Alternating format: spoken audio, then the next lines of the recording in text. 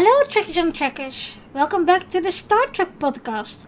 I'm your host, Arinda, and I recap every 2 weeks an episode of Star Trek TNG.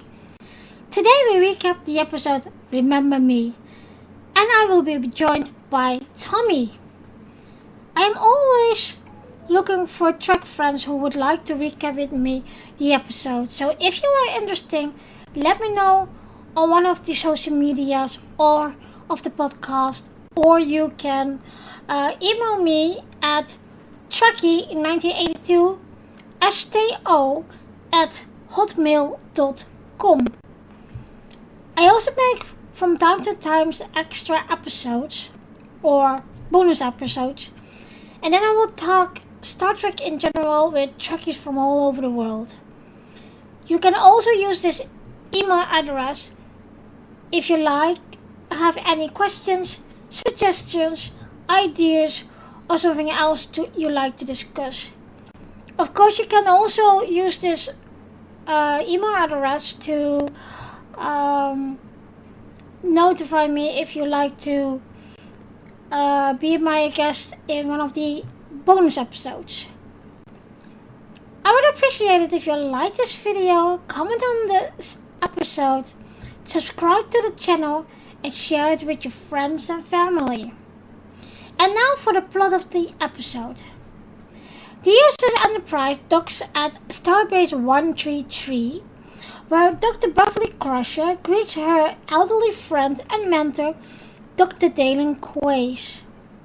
After taking him to his quarters, discussing the loss of old friends, Dr. Crusher visits her son Anthony Wesley Crusher in engineering. Wesley attempts to create a static warp bubble, but the experiment appears to fail.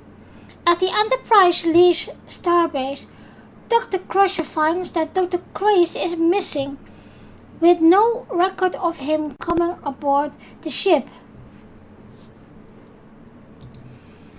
As she performs a medical test on Transporter Chief O'Brien, she realizes that her medical staff is missing. Further investigation and discussions with the crew shows that she has always worked alone in sickbay. Dr. Crusher continues to try to track down the disappearing people and find more and more crew members that she remembers being completely unknown to the crew or the computer. At one point, a vortex appears near Dr. Crusher and attempts to pull her in, but she is able to hold on to a fixture until it dissipates. This ship shows no records of the vortex appearances when she investigates. Eventually, no one but Captain Picard and herself remain on the ship, but Picard believes that the situation is normal. Dr. Crusher ordered the computer to give Picard's vital signs over the ship's speaker so she knows he is still there. But shortly thereafter, he disappears. Then the vortex reappears and once again tries to claim Beverly. She is blown across the bridge, but she managed to hang on to Lieutenant Commander Data's chair until the vortex disappears. At this point, the viewer is shown the actual Enterprise while Wesley has successfully created the warp bubble, accidentally trapping his mother within it. With the warp bubble collapsing rapidly, Wesley fears lead the Traveler to appear and help Wesley attempt to stabilize the bubble. The Traveler recommends the Enterprise returns to the Starbase, where the warp bubble was formed and may be more stable. Within the warp bubble, Dr. Crusher attempts to direct the Enterprise to the home planet of the Traveler, but soon finds the ship is unable to set that destination, and it is no longer exists. More of the universe she knows disappears. Soon, leaving only the Enterprise, she recognizes the sharp shape and being that of Wesley's warp bubbles, and determines that she is trapped. The earlier vortex being the Enterprise's crew's first attempt to save her, as the warp bubble shrinks, erasing parts of the Enterprise. She races for engineering, the center of the warp bubble, and finds a vortex waiting there. She jumps in at the last moment, finding herself back in engineering along with Picard, Wesley, Geordi LaForge, and the Traveler. She embraces her son and obtains confirmation from Picard that the Enterprise population is 1014 at the time, including her guest, Dr. Quace. And that is the correct number. So we are going to watch this episode now. I hope you do too, and we will be back with the recap. So, welcome back everyone, and welcome back Tommy of Trek Canon, of course. Thank you for having me. What's been going on? Yeah, it's been a while, isn't it? Yeah, I know. You done got all big and blew up on your social media and everything. Forgot about the little brothers like myself. I'm telling you. Yeah, and we still have that recording to do about Prodigy. Yes, we do. And you had me finish watching the whole series. First impression. You know, I liked it. I really did. I liked the way that it kind of, Prodigy reminded me of kind of like if they were to do a Voyager Part 2. Yeah. You know, it kind of reminded me of that. It gave a lot of closure to a lot of things that happened in that series. So I thought that was pretty cool, and it kind of opened up some new characters, which I'm always excited about. But yeah, it was really nice. Yeah, it is good. I really enjoyed it. It's for an animation. I really loved it. Oh yeah. Especially that and Strange. I mean, what was it? Lower Decks. For animated series, man, they kicking butt. Yeah. I must say that Lower Decks has grown on me. I told you it would. Yep. Yeah. Told you it would. It's hilarious. Lower Decks is a an Easter egg, a Star Trek Easter egg, just a Trekkie extravaganza.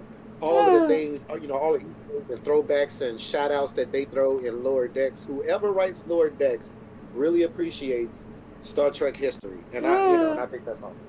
Yeah. So, let's start with the recap of this episode, Remember Me. I must say, this is always a episode that, in one way, I enjoy it, but on the other hand, I'm saying, they could have done things better. Well, let's start with Beverly Crusher, of course, who is losing, friends and crew all over the Enterprise, thanks to Wesley's experiment, of course. Wesley again? Yeah. Wesley again. He never sits still. Well, warp bubbles and nanites. I'm telling you, Wesley just come on, Wesley. I must say, I did like that the Traveler had a subtle small role in this episode. Yeah. Yes. And back in the day when the Next Generation used to come on TV, right? As far as this particular episode, Remember Me, the episode, I believe, Higher Ground, these were episodes that were rarely ever aired. If they were doing a marathon of Star Trek, and they'll get up to this episode, they would always skip this episode. And I've always Higher Ground, I can understand terrorism and all that kind of stuff, but Remember Me, I could never understand what was so controversial about this episode that that the networks were always reluctant to air it. this episode was awesome, but nothing in there I could think of that would be, controversial. It was just a real written, real acting episode. Yeah, I have no idea why. And you're really gonna find it on TV. Yeah, and it's at one point there was this scene that she was all alone on the ship and she was sitting on the bridge, and I was thinking, Beverly, since when are you that smart? Because you never liked the other parts of stuff of the ship. It's always being a medic. But she holds the rank of commander, which means that she took the first officer's commander's course, the one that Deanna had to go through. Yeah. So I'm pretty sure, even though that she's medical, Beverly, Beverly has had command of the ship, I believe, twice. This episode, and I think the one with the board, with Laura, and both times, she's been awesome. And of course, what we see in Star Trek Picard. She's just kicking ass in Picard. Yep, she had her own ship then. Yep. She had her own ship in in a few of episodes. She was Captain Beverly Picard. Remember? Yeah, as a matter of fact, now that you mention it, she had her own ship in what was it? All Good Things too. In the final episode of Next Generation, she had that science vessel. Yeah. So. Yeah, but now she's taking command of the Enterprise, though. She really, you're right. She mostly always hangs out in medical, but you can definitely trust her and her nurses to take over the bridge. I must say, it was nice to hear that when she was talking to the computer and to herself, is that you could really see how intelligent she really is. But the only thing, and I had this, I talk about this with Eve, another Trek friend of mine. She has done the first bonus episode about women in Star Trek TNG, and we talked about how really a bad mom Beverly is for Wesley, because it's more duty than her being a mom for Wesley. And in this episode, we saw actually that she was looking, checking on Wesley when he did that experiment. Mm-hmm. Having Beverly Crusher, the relationship of Beverly Crusher and Wesley, I totally understand what you mean. It always seems like more duty, as opposed to, say, Jake and Cisco. Mm-hmm. You know what I mean? They seem more dynamic, more familial. You know what I mean? You're like, with Wesley, the way Crusher always treated him, and the way the rest of the people on the ship treated him, you always knew, oh yeah, you're gonna be a Starfleet officer one day. You might not last as a Starfleet officer, but you're gonna be a Starfleet officer one day. Jake, you can always be like, okay, well, no matter what happens with Jake, Cisco, Dax, and all them is still gonna be like, oh man, you all right? We still love you, man. Do your thing. You want to be a writer? Go ahead, do your thing, man. You want to be Starfleet? All right, man, do your thing. But yeah, I think since it was their first time trying to write a family element into Star Trek. The relationship between Crusher and Wesley was a little weird. Yeah. It was. Totally understand.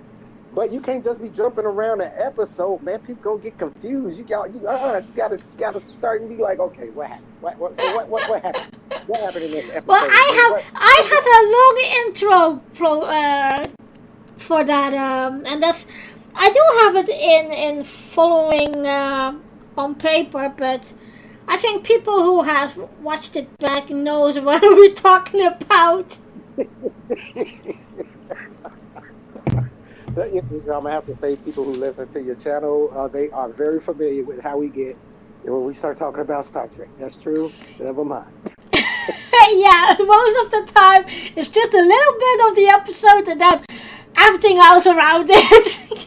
Yeah, and everything else, they'll be like, okay, now they saying they gonna talk about Remember Me, but they gonna talk about 12 different things, all Star Trek related, but we still gonna have fun doing it. And one of these times, they might jump back to Remember Me. They might jump back. Yeah, because I have also a question in the very end of this recording for you, but that will be done. Oh. Oh. Right.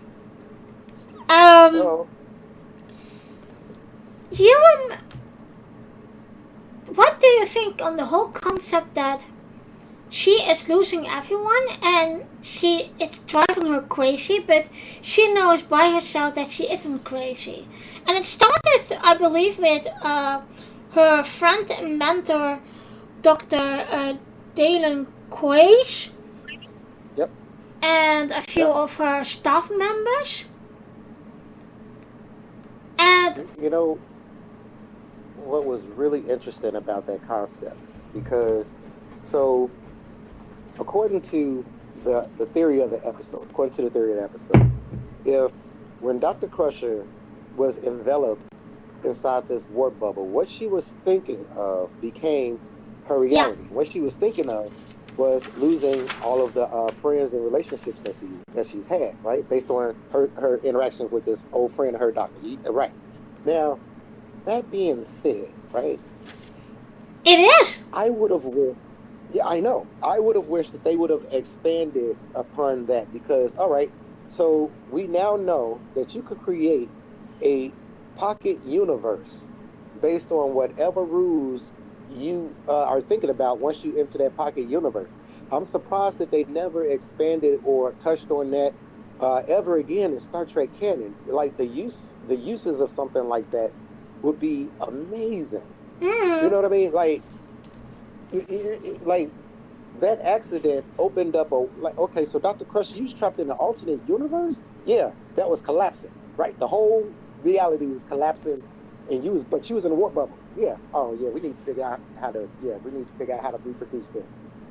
But it reminded me also a bit of those episodes with Moriarty and Holodeck. Exactly.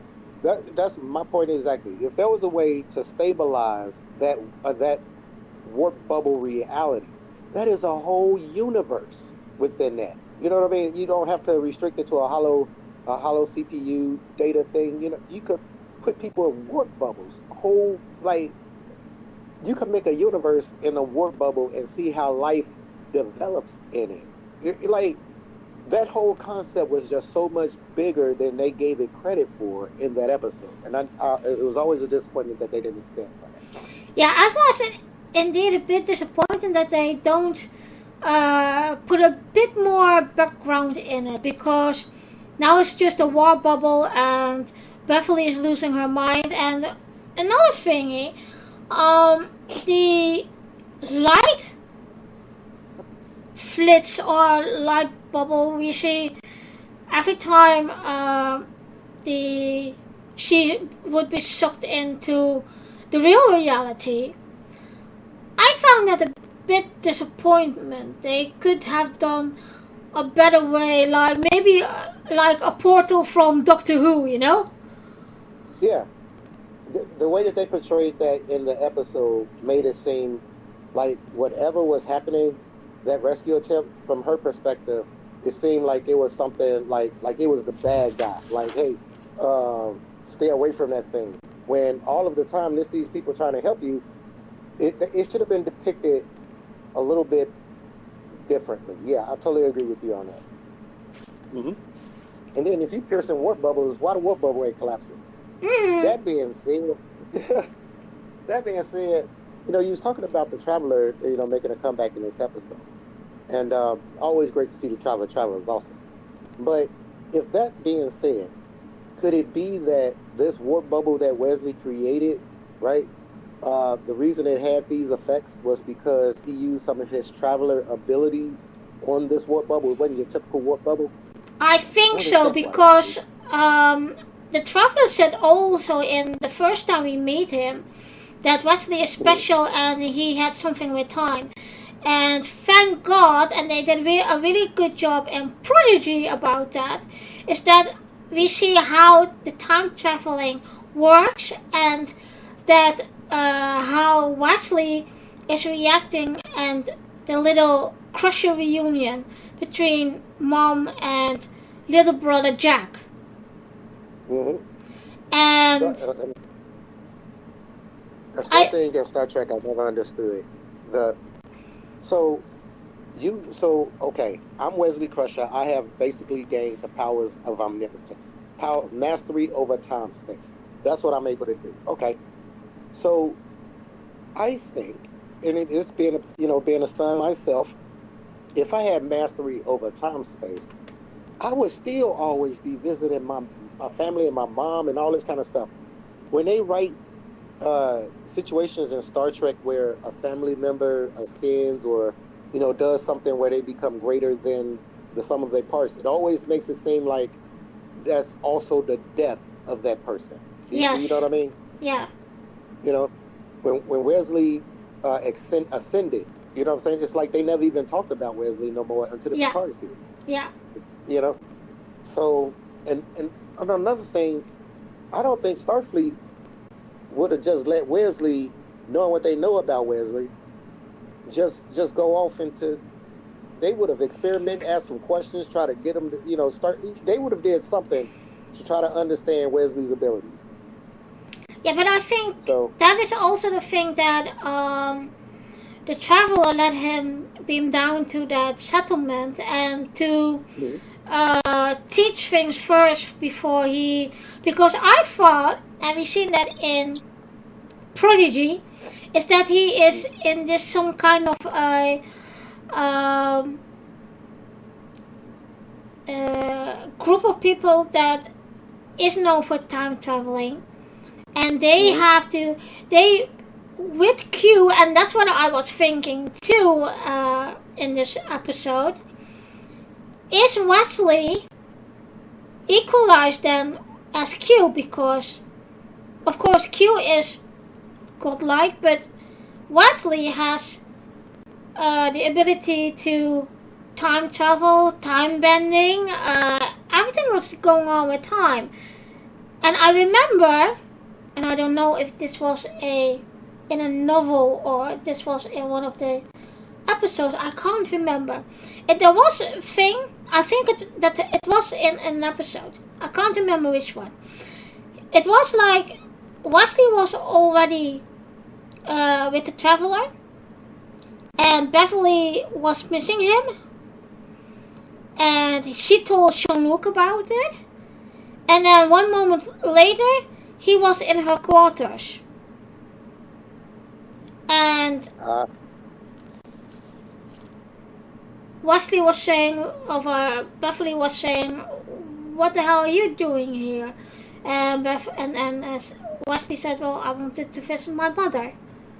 So, in one way, I do think Wesley is traveling back and forward to have family time with his mom and probably Picard or whatever else more everyone else uh, he lost.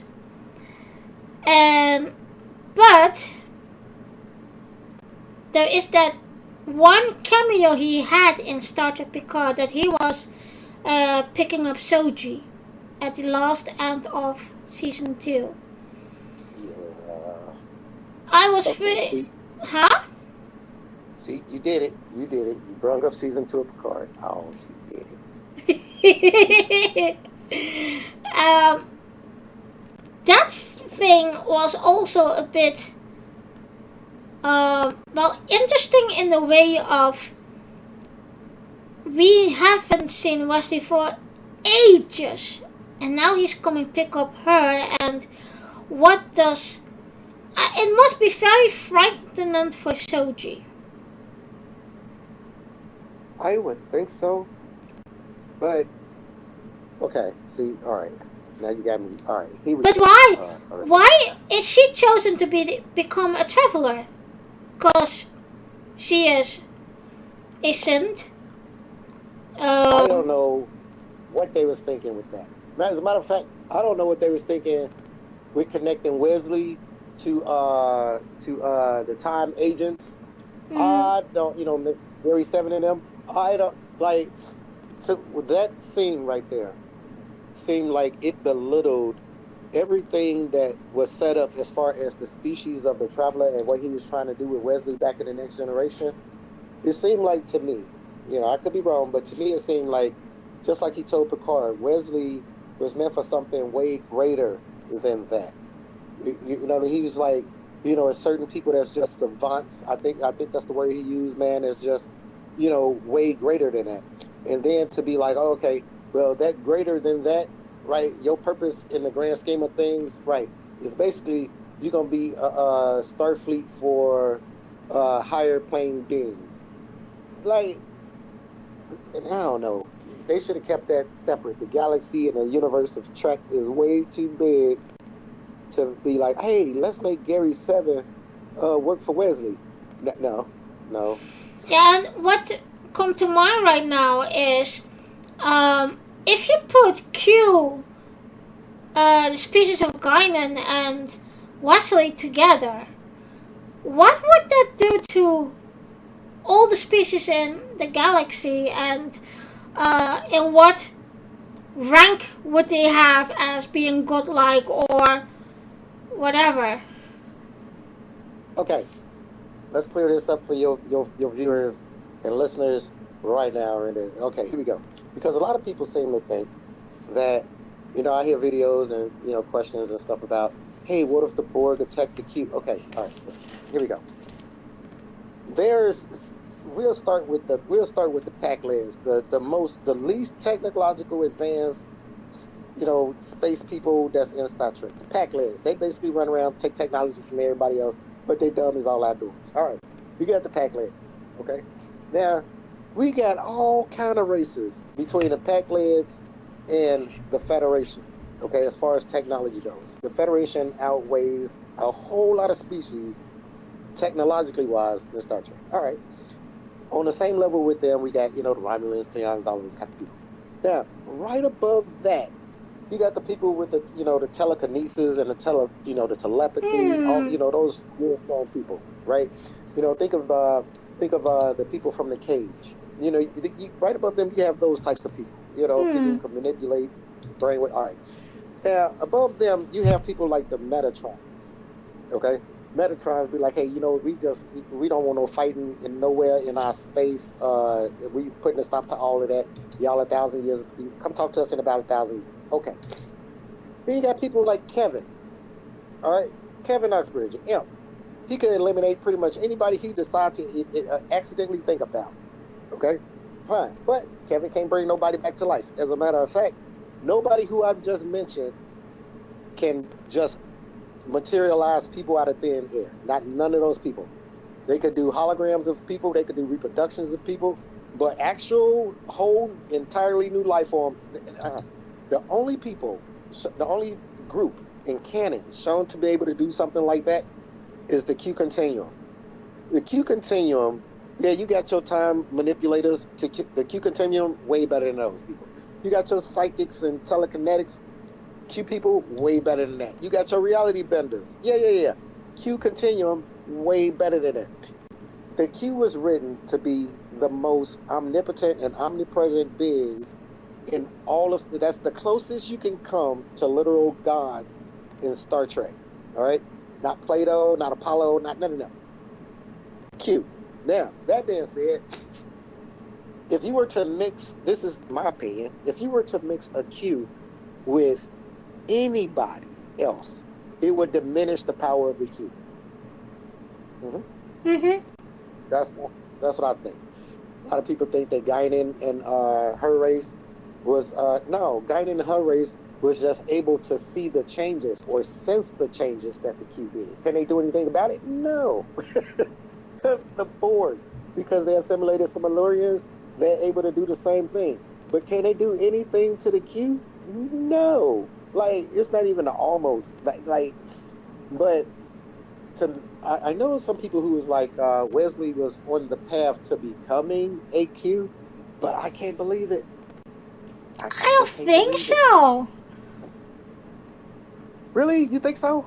No, I don't think so, him being a Oh, Q. No. I was about to say, oh, you got to tell me about this one. Well, we saw what happened to Riker. True. Yep. There's been people that's been bestowed the power of the Q. You know, Riker, he's been bestowed the power of the Q. Um, uh, Old girl was born, Amanda, I think her name was, she was born a Q. You know, but other than that, no. What? No, nobody even comes. I can't even think of a species that comes close to a Q's power and abilities. Like the only other people stronger than that's as strong as a Q that I could think of would be Kevin. That's the only person I can think of in Star Trek canon as powerful as a Q. Even the prophets. No, not the prophets. Kevin is about the only person that I think would be even almost up there with them. So Kevin have a random thought and eliminated all species that he was thinking about. Oh, okay, well there you go. Yeah. It's just. So remember me. Yeah. See, see, we got started again. See, we went around everything we supposed to be talking about. Remember me. Well, it's an extension of it. It's like that. That's true. That is true. So, first, it's always really nice to have an episode centered around people who normally don't have episodes centered around them. So, think of episodes like Data's Day, where it focused on, just Data's daily activities and, what he gets into. Dr. Crusher, this episode, Remember Me. An investigation done, and what's really cool about it is she didn't approach the situation like, say, Geordi. Well, she didn't approach the situation like Data would have. I think she approached the situation. Yeah, go ahead. As Dr. Crusher. Exactly.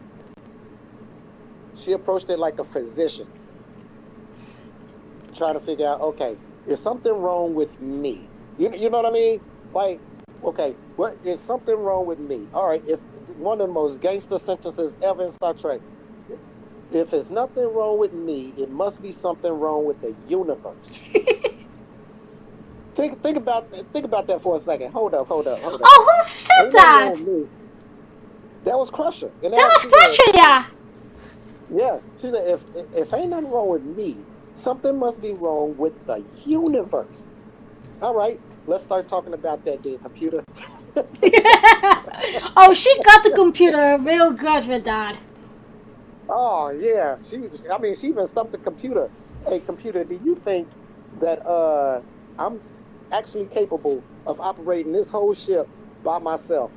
The computer's like, yeah, that's a good question. Why you by yourself?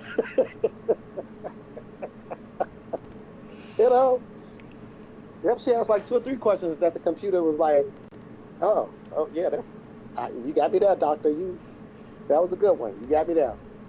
But yeah, the way she approached that whole investigation, starting off saying, okay, because like with Data or Geordi, they wouldn't even include it themselves. They'd have been like, okay, well, let me see what this readout does. Crusher was like, okay, wait, hold up. Am I having a mental breakdown? Because I'm remembering things that people telling me ain't real. Wait, okay, let me scan myself a little bit. No, I'm all right. Nah, something wrong with this universe. But great episode. I love this episode. What did you like about it? In a way, I liked still the bond between Beverly and Wesley. I think this is one of the episodes that they really are connecting in a way. And of course, it's mother and son, they love each other, but you see, for example, in season 2 when Pulaski came Um, it was a bit weird. And, And then, and I don't know, it's just you see how different Beverly Crusher can be. And if you yeah. see her revolution in Fox from TNG to further and into Picard, Mhm. you see a very big change in her. And when we see Jack for the first time, I was thinking that arrogance is very familiar as Picard when he was young. So I was also thinking in that way, why wouldn't, because of course there were hints in TNG that there was something between them and there was not something between them. And then we got Picard, and then they say, well, we had a fling and there was a baby born out of that, you know? Mhm. And there are so many questions in the way of, because we see also Picard didn't only became some kind of a mentor to Wesley, but also as some kind of a father figure that he eventually took on him, because Riker did it first, and Riker will always be in that way a pal for him or whatever. But Picard, I think Picard has this little situation because also, of course, with he knows his father Jack, and Jack passed away under his command. Yep. Yep. And So- the thing about it, they had this one episode in The Next Generation where Picard and Crusher had got captured, I think, by the was it the Cardassians? I think it was the Cardassians, but they put like these devices on them that Yeah. had them kill each other's thoughts, right? Mm-hmm. And that episode, I think, kind of, although it wasn't up to that point, it was kind of like, I wonder, will they, won't they, will they, won't they? Once they aired that episode, it was inevitable that they was going to find a way to hook up. They did it between series, but they was going to find a way to hook up. Yeah, but that is the stupid thing. When Picard had something with Vash, they didn't suit each other. I didn't like it all. It was like Chakotay and 7 of 9. Voss was not for Picard at all. I think that's probably why they decided to do that, though, because Picard, he's so straight-laced and so by the book and everything like that. If he was to meet somebody else like that, that would be a boring relationship. I think they was like, we need to throw somebody in here that is, spice Picard up. I even think that's what Q's purpose was for that whole little married man Robin Hood thing. Because, Yeah. But I think maybe they got Vash in there to loosen the character of Picard up. Mm-hmm. And Yeah. of course we see, for example, Loxana Troy hitting on him. And Oh, too wild for him. She was way too wild for him. but the worst thing was when she got this thing with Odo, I didn't found it that terrible as hell. Normally, Roxana, she is a great actress. She plays the role very good, and she's memorable as a character. Mm-hmm. But she got the blood on my nails off from. Oh my gosh! She's But- I feel so sorry for her all the time. Like, if you think about it, somebody's so joyous, because the Roxana is so joyous, so full of life and energy, right? Yes.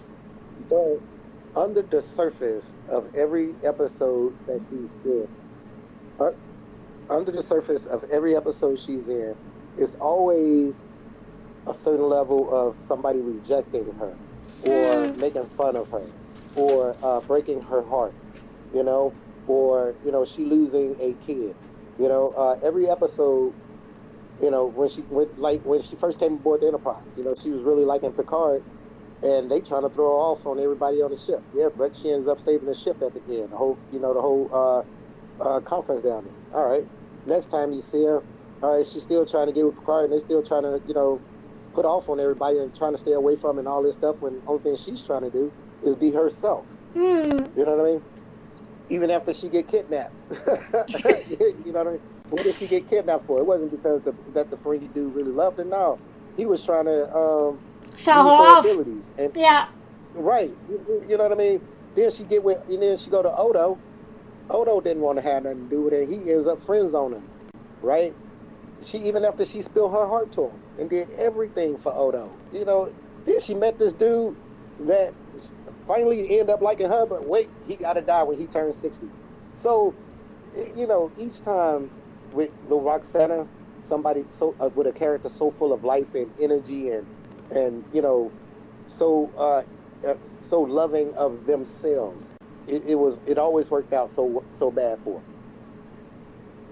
I consider her the happiest tragic character ever. Yeah. But she's awesome. Yeah, she is. She is. I mean, she indeed what you said. She brightened up the episode where she is in. She is full of drama, but every time she brings color to the screen. She does. She brings life to it. It's just and her presence always serves a purpose for something. Yeah. You know what I mean? It's not like she just be on board the ship doing some BS or just for comedic. She's there, and when she's there, she does something that nobody else was able to do. Yeah. You're like, all right. By the end of the episode, you're like, okay, I see. She's awesome. Yeah. She even broke through Odo's walls. Yeah.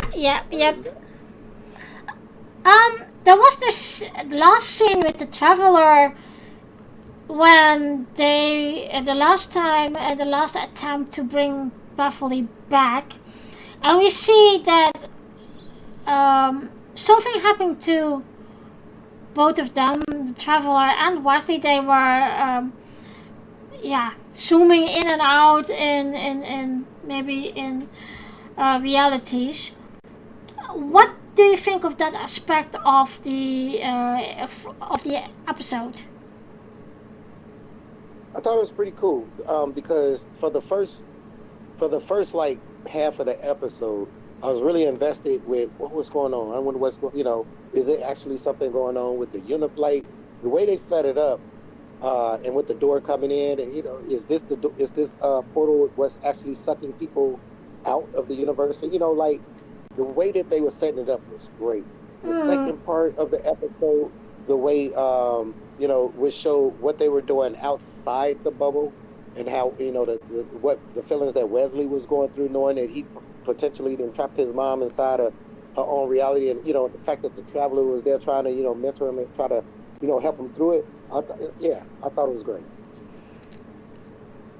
What about Wesley's experiment? Because of course we know a little bit how that works, and of course in the first time we met the Traveler, he was the assistant of one of the officers who was very, very cocky for my taste.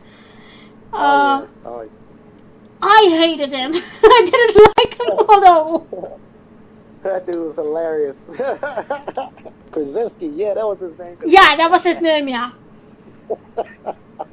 Man, look, let me tell you. But you meet people like that. You meet people like that who take credit for your work. They don't understand what's going on. There's a lot of managers and bosses out there like that, right?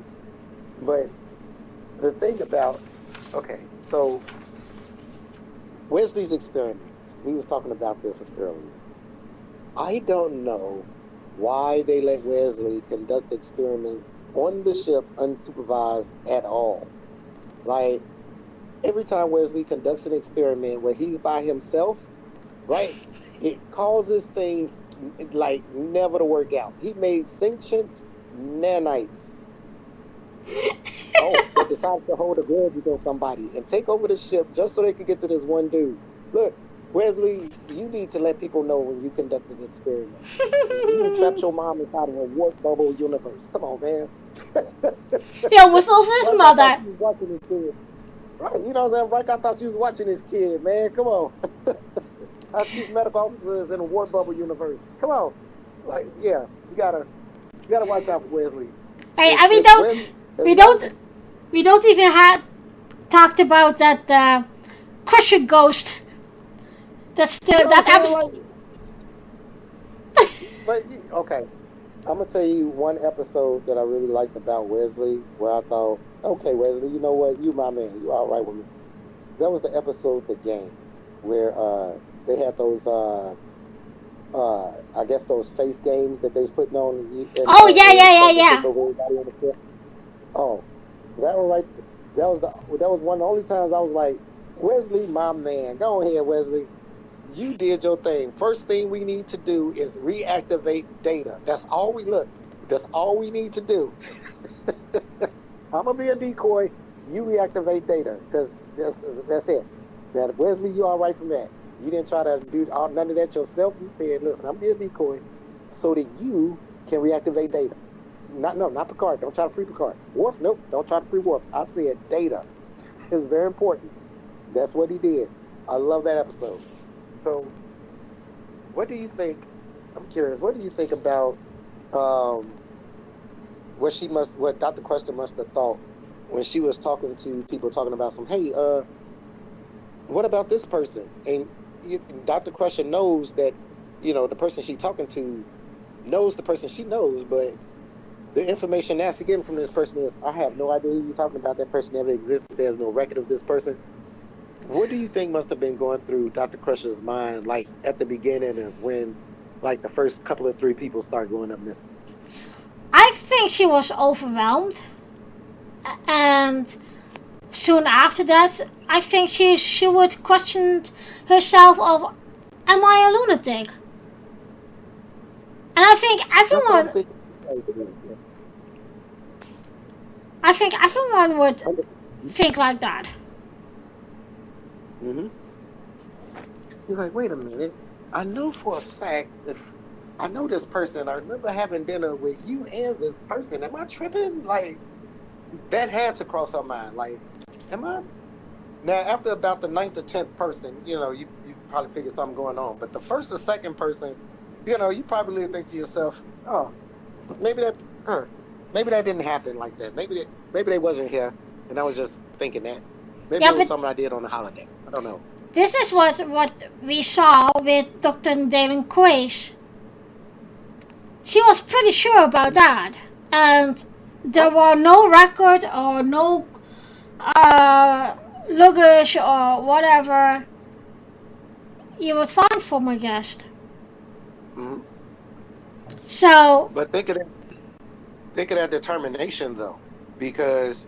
a lot of people would have just been like, okay, maybe I'm tripping, maybe I'm going crazy. Let me, whatever, I ain't going to bring it up no more.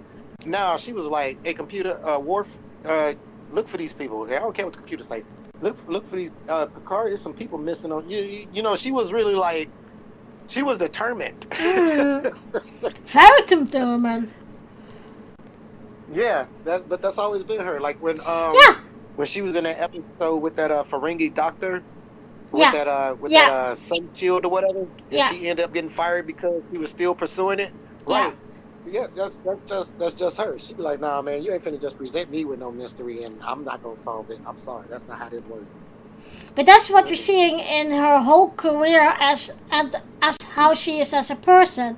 Because if you see in Picard, you see how badass she really is and how determined she is to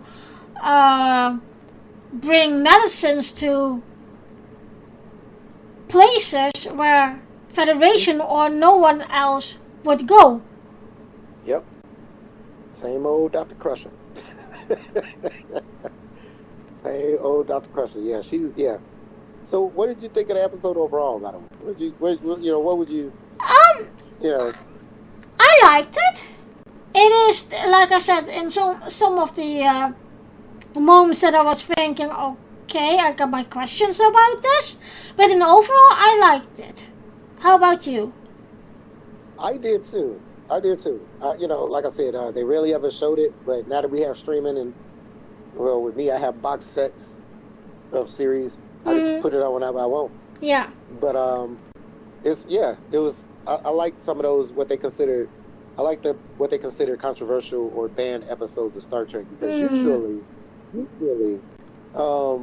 it shines. You know, it puts a even bigger spotlight on a human condition. You know that people don't be wanting you to really examine critically. But yeah, I love the episode. Love it. Yeah, I was happy when you called me on time. I said, "Hey, Tommy, you want to do Remember Me?" What? Yeah, I will ask you a lot more now. Now that other person declined it also. But there was another thing. What do you think of Wesley did do at the very end when his mom was back and he hugged her? Just before that, he did the Picard maneuver with his uniform. Did you see that? I love that the Picard maneuver with his uniform. Because that's like doing a Riker maneuver with the chair. That's yeah.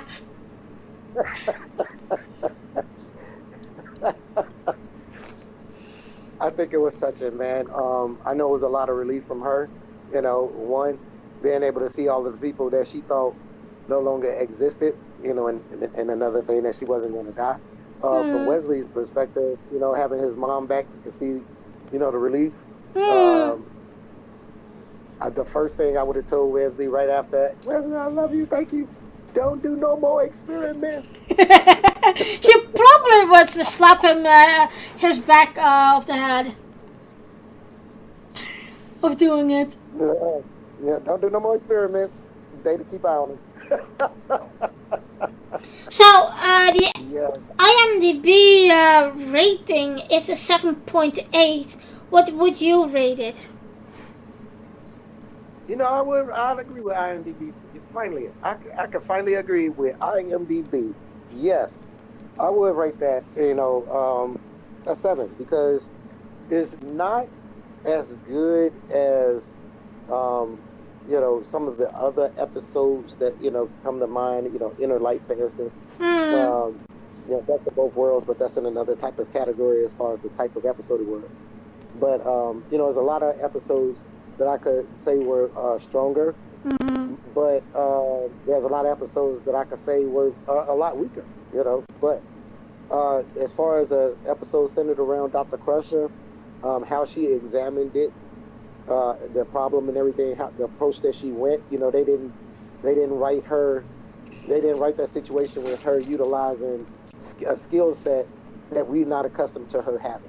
Okay, she was able in that situation to still be Dr. Crusher, still be able to examine it as Dr. Crusher, and we have a Dr. Crusher episode, and it was awesome. Yeah. Well, in 2 weeks, I'm going to do a bonus episode about Deep Space Nine with another friend. Yeah. What do you want me to ask or talk about Deep Space Nine? Look, let me tell you something. Deep Space Nine is the most awesome Star Trek series ever put to anything ever in all of ever. Or do you want to join? Woman, what? Look, don't ask me nothing crazy now, Randy. Look, I could talk about Deep Space Nine. Deep Space Nine is that's my ultimate show right there. That's my number one out of all Star Treks. Any episodes you want to talk about when it comes to Deep Space Nine, all you got to do is let me know. That's it. All right, I will keep that in mind. I rarely ever talk about Deep Space Nine simply because I'd be like, I'm not going to talk about perfection. I will not do it. I will not critique perfection. That's fine. But then I always know that you like Deep Space Nine, and my other track friend from Australia loves Deep Space Nine as well. So, yeah, I will keep you posted, and I will contact you soon then for another episode. So that's about 2 episodes going to do as a bonus. I know. We still got to do Prodigy. Now we're talking about Deep Space Nine. Girl, we're gonna work it out. Yeah, we always have a lot of fun talking about track. Yep. Almost an hour of talking about Remember Me, and we spent about 15 minutes talking about Remember Me. Oh God, I love these songs with you, man. They always awesome. Yeah. Talking about that, what do you think about the new name of the track podcast? Because I always had it, of course, called Girls Talking Track, but that was, of course, something from me and Amanda. So, what do you think about the podcast name Tracking Around? Yeah, I remember asking me about that, and I was like, "Oh, I like that. Tracking Around is nice. I like that. It seems fun, you know." Mm-hmm. You could cover, you know, if you decide to expand out, you can still do it because, you know, trekking around, you know, we adventuring around. I was thinking of doing an episode about Star Trek, say as Doctor Who, mm-hmm. and of Star Trek, say as Star Wars, of course. That's the that's the all-time battle. Oh, that's Star Wars. Ah! That'll be awesome. That would be awesome. I spent many years, I knew this one guy who was as much a Star Wars fan as I was a Trekkie. And we had the greatest conversations and debates forever, because, you know, he'd throw one at me, I'd throw one back, he'd throw, but what about this? What about this? You know, but, you know, ultimately, I knew that he really enjoyed Star Trek, because if he didn't, he wouldn't know nothing of the stuff that I'm talking about in Star Trek. And I know, you know, he knew that I liked Star Wars, because, you know, if you never watched Star Wars, what you don't know about a Wookiee, you know, so, you know, like I always say, man, deep down, all Trekkies like Star Wars, and all people who what they call Warriors, I don't know, love Star Trek. That's just how it is. Mm-hmm. I wanted to ask you something else, but I can't remember now. But I can tell you another thing. You do know that I have a doggy, right? Yes. No, it's not a doggy no more. That doggy is small. No, it's that's a dog. He is a teenager. Yeah, ain't nothing E no more about that. That's a dog. You have a dog. Yep. Well, I can turn him into a real Wookiee. No way. Yes, when I play with him, there are 2 ways that I play with him, and I got 2 sounds out of him. In one play is that he become a Chewbacca. No way. And that is so super, super, super funny. And the other way, if he is a bit more rough with his play, he becomes a V8. He really sounds like a V8. It is so funny. I think I have some videos of it on my YouTube as well about it. But it is funny how, and you know, every time I watch Star Trek, he watched Star Trek with me. You know what's up. Yep. He knows what's up. Oh, that's what I wanted to ask you. That is what I wanted to ask you. Have you seen the new Star Wars series? Oh, I have not. Are you okay? Star Wars. Okay. I have not. I'm sorry to say. No.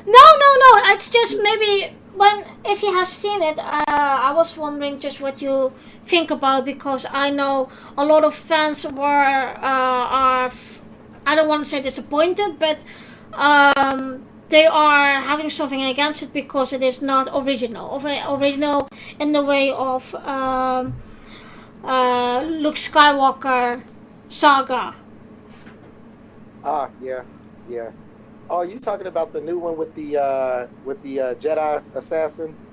Yeah, and the other one now, the Mandalorian. Okay.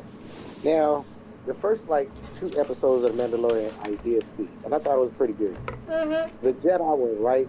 I was like, ooh, so you got a story full of Jedis? Let me watch a couple of that. And then after I watched the first episode and they killed Trinity, I said, nah, I'm not watching this no more. You know who is also in that? Nah. Who? You remember Starbucks from Battlestar Galactica? Oh yeah, she was. Katie Sackhoff. She played one of the Mandalorian leaders. Yeah. Yeah, she's always awesome. I don't care what she's in, she's always awesome. Katie Sackhoff is awesome. I wanted her to be my girlfriend for a while, and then I realized that she'll probably be a little bit too masculine for me, and I said that's okay. Then I just stay in my place.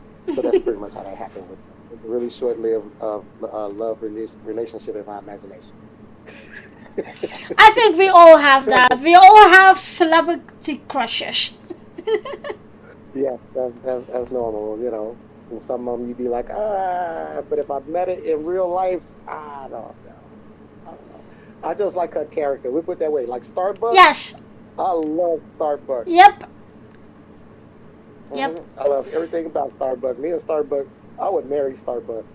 Mm-hmm. There we go. Starbucks, And I ain't gonna fly with you. Yeah. But I marry you. Well, Tommy, I think we said it all. Oh yeah, and then some. It was at our usual almost hour. Yeah, it was super fun again, and Always. thank you for joining me. Thank you for having me. I appreciated it all the time. And we will talk soon again, probably or Prodigy or Deep Space Nine. I will see what's happened. Okay, yeah. Let me know if you choose Deep Space Nine. Be prepared though, because you think I run my mouth on normal Star Trek, boy. We have to pick a day when we both are off or we both are free, and then we just start very early so we can talk about 2 or 3 hours instead of an hour.